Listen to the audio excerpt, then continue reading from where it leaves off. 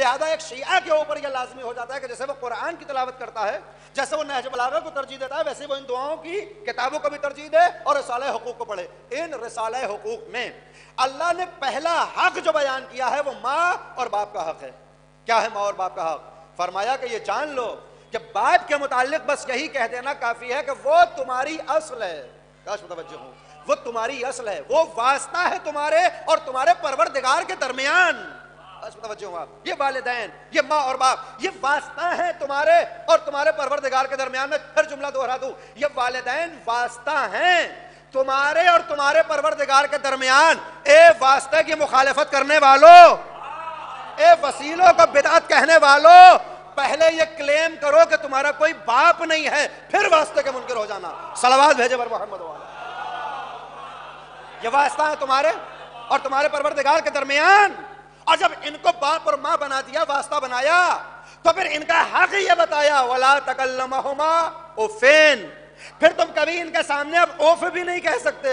کاش متوجہ ہو آپ، اوف بھی نہیں کہہ سکتے۔ آپ غور فرمائیں، دیکھیں یہ اوف، یہ دو حرف الف اور فے، یہ فطرت سے اخذ ہوتے ہیں۔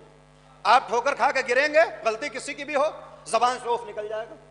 آپ کے اوپر کوئی اگر ایسی بات عارض آ جائے، کوئی ایسا واقعہ پیش آ جائے، کوئی ایسی بات آپ کو دکھائی دے جائے جو قابل قبول نہ ہو، تو فوراً زبان سے نکلتا ہے اوف۔ یہ ہماری فطرت میں ہے، لیکن قرآن کہہ رہا ہے کہ نہیں، اس فطرت کی تم یہ سمجھ رہے ہو کہ یہ فطرت ہے نا، ہم نے اس میں فطرت میں نہیں رکھا کہ والدین کے مقابلے میں تم اوف کہہ سکو، تم اوف بھی نہیں کہہ سکتے۔ امام ششم سے کسی نے پوچھا، مولا یہ لفظ اوف کیوں استعمال کیا قرآن کریم نے، کیوں کہا کہ والدین کے سامنے تم اوف بھی نہیں کہہ سکتے؟ امام نے فرمایا کہ اگر نگاہ قدرت میں اس لفظ اوف سے ہلکا کوئی لفظ ہوتا تو اللہ اس کو استعمال کرتا کہ اس کی بھی اجازت نہیں ہے، اس کی بھی اجازت نہیں ہے۔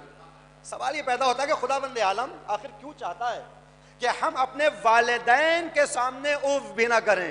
کاش متوجہ ہو آپ، کاش متوجہ ہو، کیوں چاہتا ہے خدا کہ ہم والدین کے سامنے اوف نہ کر سکیں؟ کہا اس لیے کہ ہم اس کے ذریعے تمہاری تربیت کرنا چاہتے ہیں کہ جب تم اپنے والدین کو کہ جو تمہارے جیسے ہیں، کاش متوجہ ہو آپ، جو تمہارے جیسے ہیں، انسان ہیں، خطائیں ہوتی ہیں، گناہ ہوتے ہیں، لغزشیں ہوتی ہیں، مکروہات انجام دیتے ہیں، محرمات بھی ہو جاتے ہیں، مگر ان کو اگر باپ کا درجہ دے دیا جائے، ان کو اگر ماں قرار دے دیا جائے تو ان کے سامنے تم اف نہیں کہہ سکتے۔ تو جب اپنے جیسے خطاکار والدین کے سامنے اف نہیں کہہ سکتے تو پھر جن کو حقیقی باپ بنایا گیا ہو، انا و علی ابواہ ھذہ الامہ، میں اور علی اس امت کے باپ ہیں، ان کے سامنے تمہیں اف کی اجازت کیسے ہو جائے گی؟